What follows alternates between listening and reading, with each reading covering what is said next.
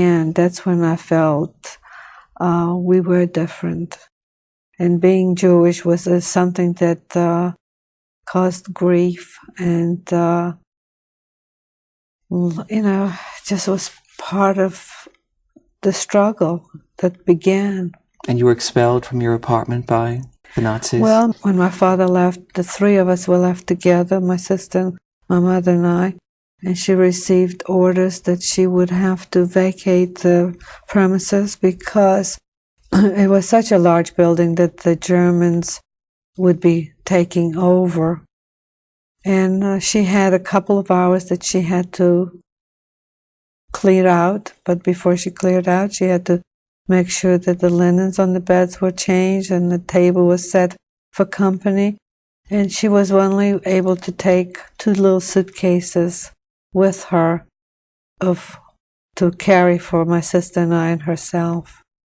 It was a terrible, terrible time for her, having to leave everything that she owned and not really knowing what would happen. I can't imagine the feelings that she had to go through. You had an uncle in Warsaw, Henry Tempelhoff. He was a mechanical engineer. His wife was a doctor. And so your mother made the decision, without your father present, to go to Warsaw, that it was perhaps safer in Warsaw. And when you left Lodz, your mother said, "We left this place with a big scar in our heart." Actually, my father tried to get us back to Russia, but we just never made it because my sister became ill. And so my mother became frightened, and she decided to go to Warsaw. And when we went to Warsaw, the ghetto was there, and all the Jews were in this one.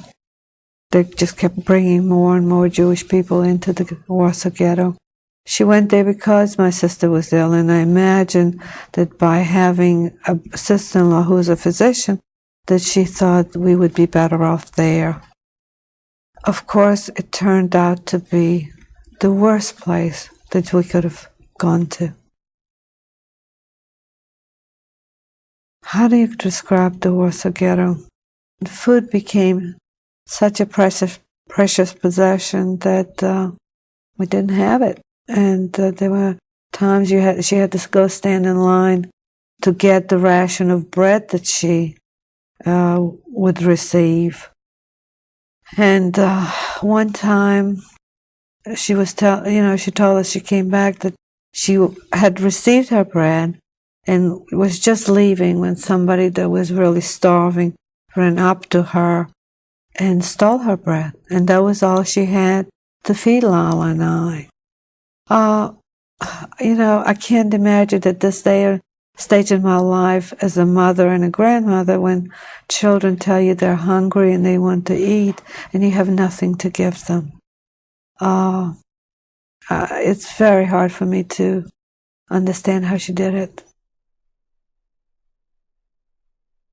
There were almost 500,000 Jewish people in the Warsaw Ghetto, and a quarter of them died